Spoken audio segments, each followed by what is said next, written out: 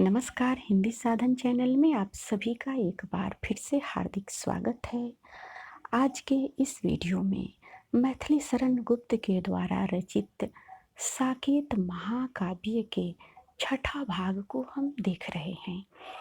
इसमें हम काव्य के पंक्तियों को पढ़ते हुए उसकी व्याख्या को भी देखेंगे। तो आइए शुरू करते हैं। तम में तू भी कम नहीं, जी जुगनू बरभाग, भवन भवन में दीप है, जा बन बन में जाग। हाँ वह सहृदयता भी कीड़ा में है, कठोरता जरिता, तरफ तरफ उठती है स्वजनी, घना लिंगित तरिता, गाढ़ तिमिर की बाढ़ में डूब रही सब सृष्टि, मानो चक्कर में बड़ी चकराती है दृष्टि। व्याख्या है, हे जुगनू, भले ही तेरा प्रकाश बहुत कम होता है, लेकिन उसका भी महत्व है। तू सौभाग्यशाली है जो देदीप्यमान रहता है। तू चिरंजीवी हो। एक बात का तू ध्यान रख कि यहाँ तो घर घर में दीपकों का प्रकाश है, अतः तू यहाँ न जगमगाकर बन बन जाकर अपना प्रकाश फैला। हो सकता है किसी वन में मेरे प्रियतम को भी तेरी चमकने से लाभ हो। मेघ में चमकती तरिता को देखकर उर्मिला कहती है, कभी कभी संयोग की कोमल क्रियाएं भी कठोर बन जाती है, जैसे कि मेघ से आलिंगन बद्ध बिजली उसके कसने से बार बार तड़प उठती है। वर्षा के कारण रात्रि का अंधेरा बढ़कर गाढ़ा हो गया है। ऐसा प्रतीत होता है मानो अंधेरे की बाढ़ में सारा संसार डूब रहा हो। जैसे चक्कर आ जाने पर दृष्टि चकरा जाती है, उसे चारों ओर अंधेरा दिखाई देने लगता है। अगली जो पंक्ति है वह है, रह जीर दिन तू हरी भरी, बढ़ सुख से बढ़ सृष्टि सुंदरी, सुध प्रियतम की मिले मुझे, जन जीवन दान का तुझे। हंसो हंसो हे सखी ससी, फूल फलो हंसो हिडोरे पर बैठ झूलो, यथेष्ट में रोदन के लिए हूँ, झरी लगा तू इतना पिए हूँ। प्रकृति तो प्रिय की स्मृति मूर्ति है, जरित चेतन की त्रुटि पूर्ति है। रख सजीव मुझे मन की व्यथा, कह सखी कह तू उनकी कथा। व्याख्या है, हे वर्षा ऋतु, तू सदैव हरी भरी बनी रह। हे सृष्टि की सुंदरी, तू बढ़ती रह, सुखपूर्वक विकसित हो।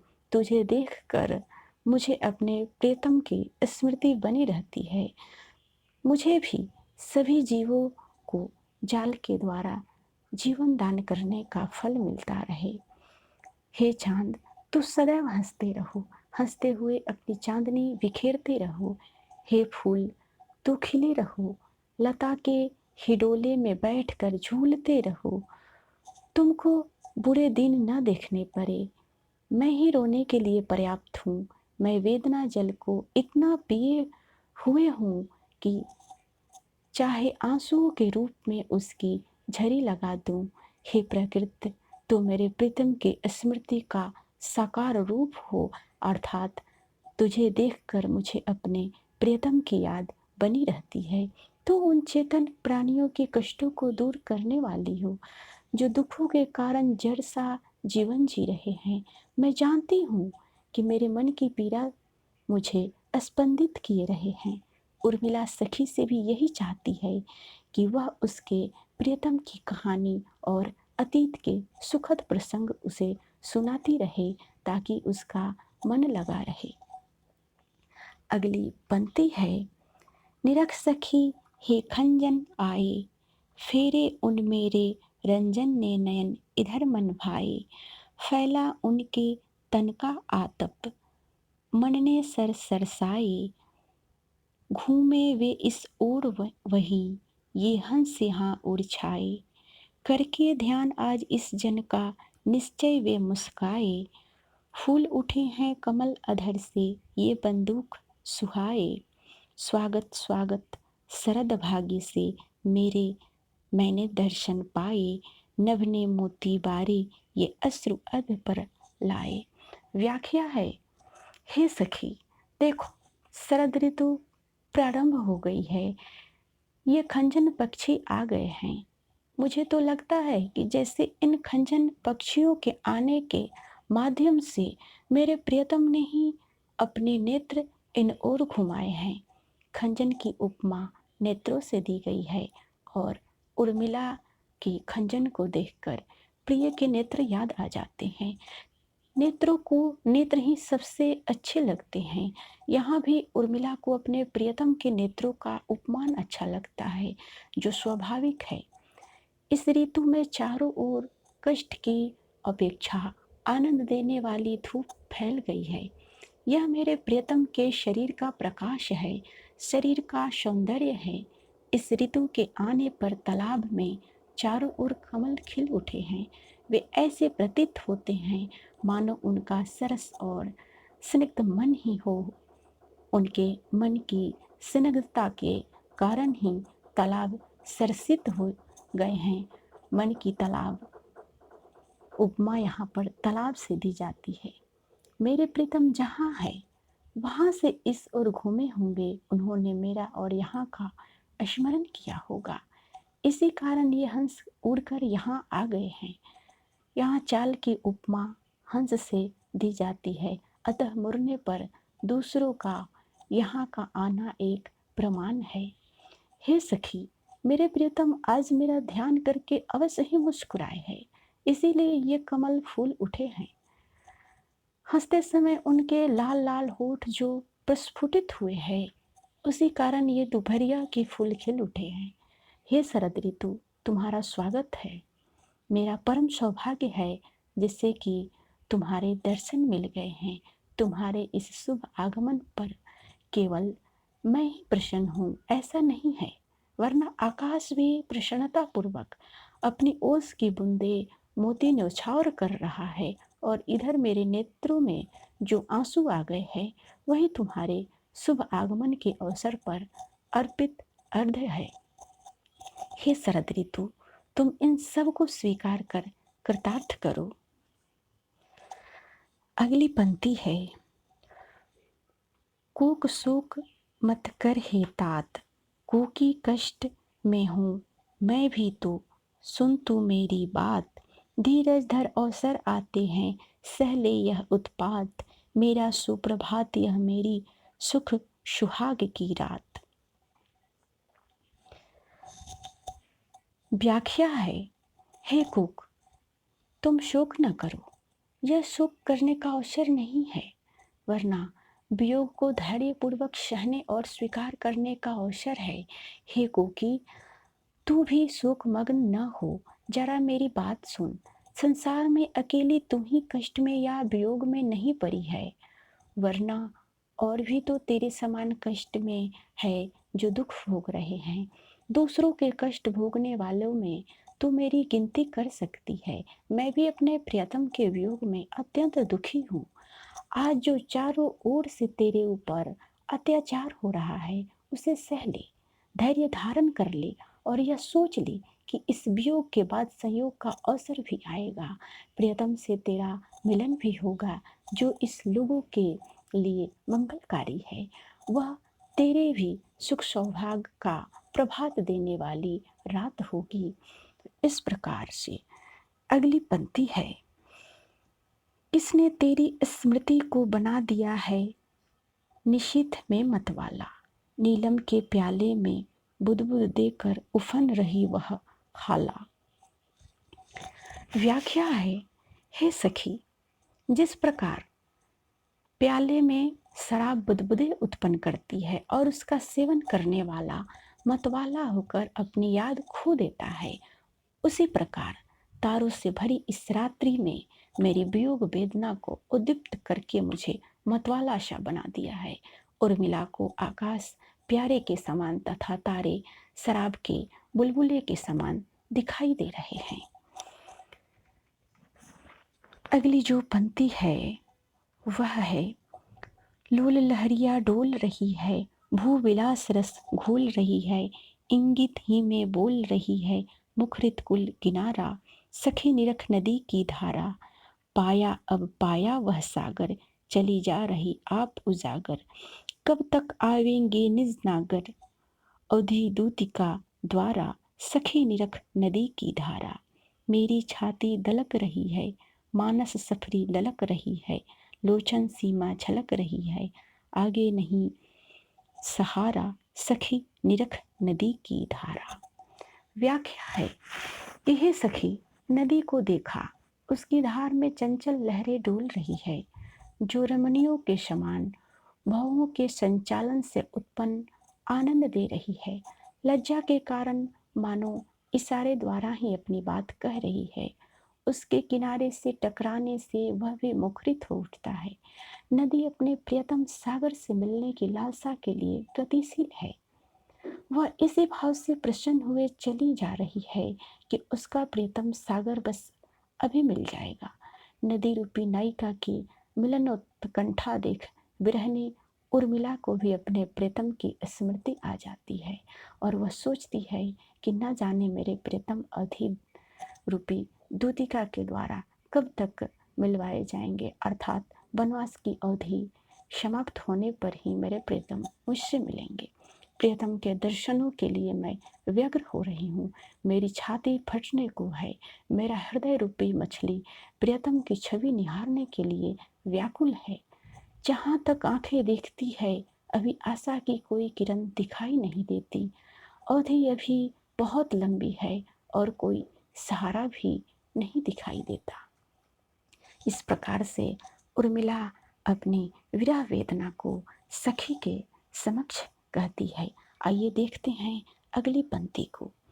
अगली पंक्ति है, मेरी दुर्बलता क्या दिखा रही तू अरी मुझे दर्पण में, देख निरख मुख मेरा, वह तो धुंधला हुआ स्वयं ही क्षण में, एक अनोखी मैं ही क्या दुबली हो गई सखी घर में, देख पद्मिनी भी तो आज हुई नाल शेष निज सर पे। व्याख्या है, मुझे दर्पण में मेरी कमजोरी क्या दिखा रही है।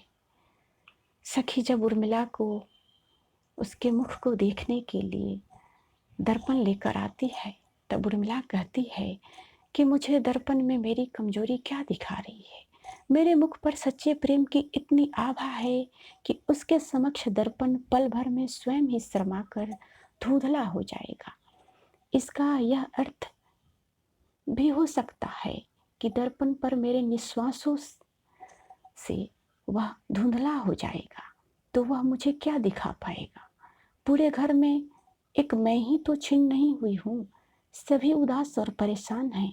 यहाँ तक कि प्रकृति के पदार्थ भी लक्ष्मण के वियोग में परेशान है। सरोवर में रहते हुए कमलिनी पूर्णतः सूख गई है। उसकी केवल नाल बची हुई है। अगली जो पंक्ति है वह है, हम राज लिए मरते हैं, सच्चा राज परंतु मारे कृषक ही करते हैं।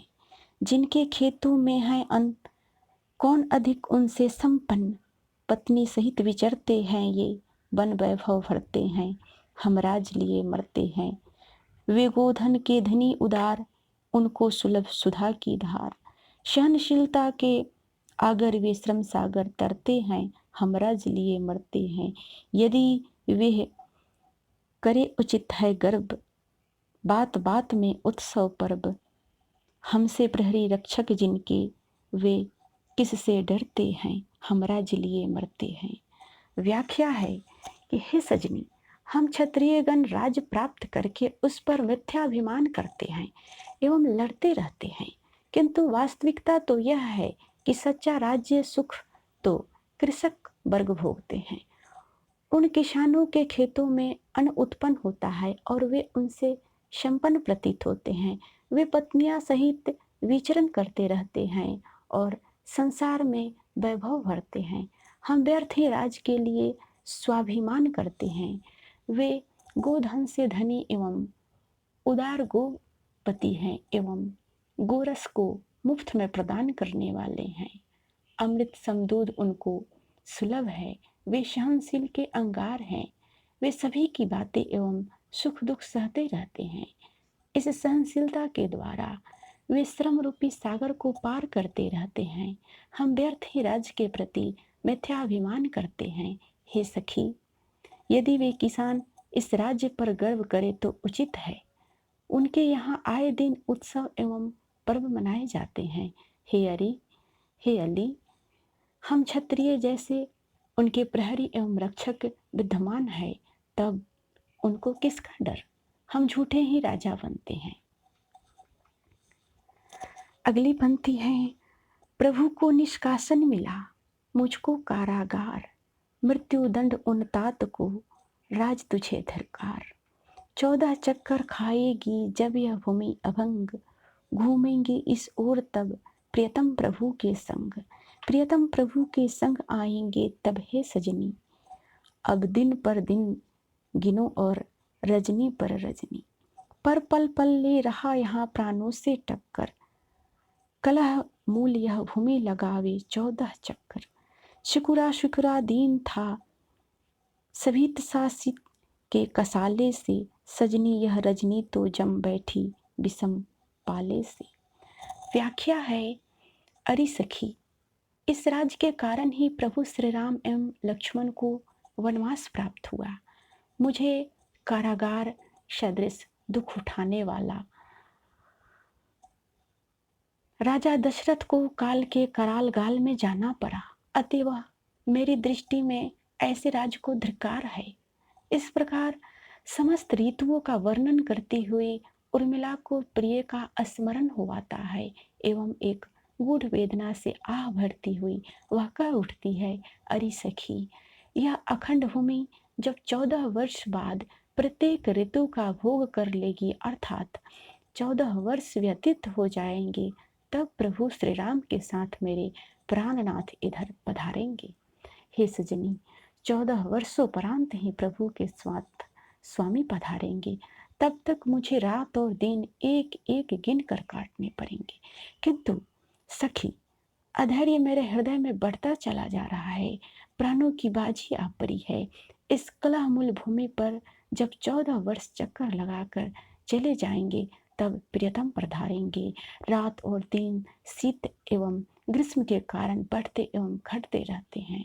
शीतकाल में रात बड़ी एवं दिन छोटा हो जाता है। उसी का निरूपण करती हुई उर्मिला कहती है कि अरे सखी, शीत के प्रकोप के कारण भयभीत सा दिन सिकुड़ा हुआ प्रतीत होता है और शीघ्र ही व्यतीत हो गया, किंतु यह रात्रि तो शीत एवं पाले के कारण जमकर बैठ गई है, जो काटने से भी नहीं कटती है।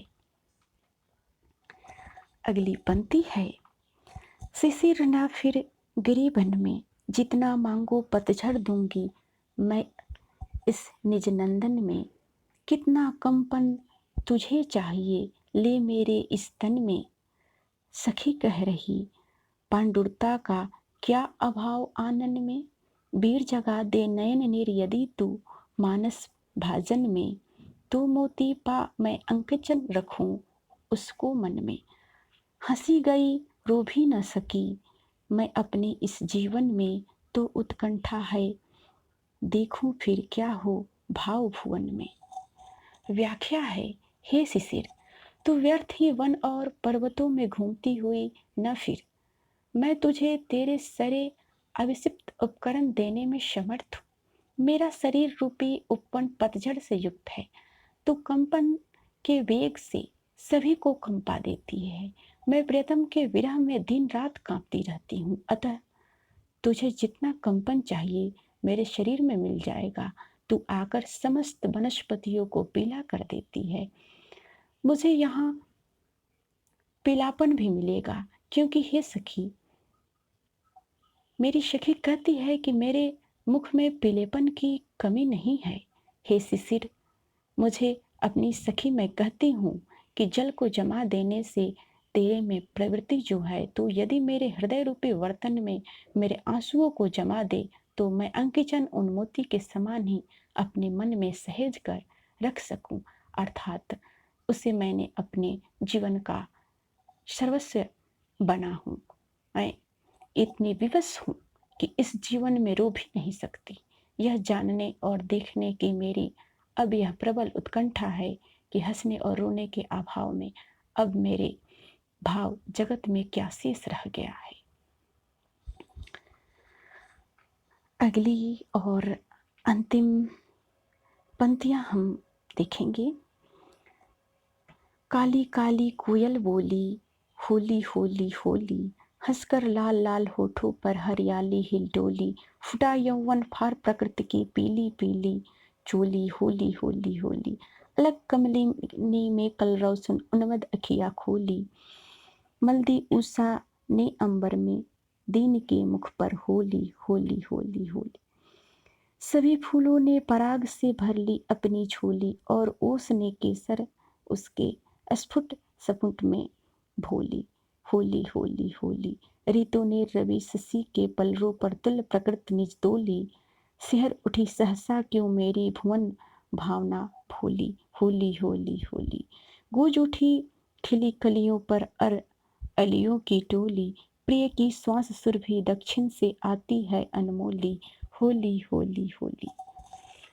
व्याख्या है, हे सजनी, अब काली कोकिल कूकने लगी है, अतः होली पर्व का आगमन हो गया है। लाल लाल किसले आ गए हैं, प्रकृति रूपी नायिका को पीली चोली को पकड़कर मानो यौवन निखर आया हो। होली है होली, कमलिनी सर पे खिली हुई है, मानो आज आलस मन कमलिनी ने सूर्योदय के समय अपनी उन्मत्त आंखों को खोला है। उषा काल का समय लाल रंग का नहीं हुआ, मानो उषा रूपी नायिका ने दिन के सुख दुख एवं वस्त्र में लाल रोली मल दी हो, कारण कि होली है। फूलों में पराग आ गया है, वह ऐसा ज्ञात होता है मानो अनुरागी पुष्पों में रंगने हेतु अपनी झोली पराग से भरती है, उन पर ओस पड़ रही है। उससे ऐसा ज्ञात होता है कि मानो उसने उनके खुले संपुट में केसर घोल दी हो। आज रात दिन सूर्य चंद्र सभी बराबर है, न गर्मी है न सर्दी है, अतः ऋतु ने आज सूर्य चंद्र रूपी तराहों के पलरों में अपनी प्रकृति को समान रूप से तोल दिया है। न जाने क्यों मेरी भोली भुवन भावना आज सिहर उठी है, आज सभी में मस्ती छा गई है। देखो, अलियों की टोली खिली हुई है, कलियों पर मर्दाने लगी है, अथवा नव यौवन संपन्न नायिकाओं पर युवक एवं युवतियां की टोली उनका आनंद लेने के लिए मंडराने लगे हैं। इस समय दक्षिण दिशा में मेरे स्वामी प्रियतम की अमूल्य श्वास वायु चली आ रही है। अगले वीडियो में मिलते हैं इसके 7वें भाग के साथ। तब तक वीडियो देखने के लिए सभी को बहुत बहुत धन्यवाद।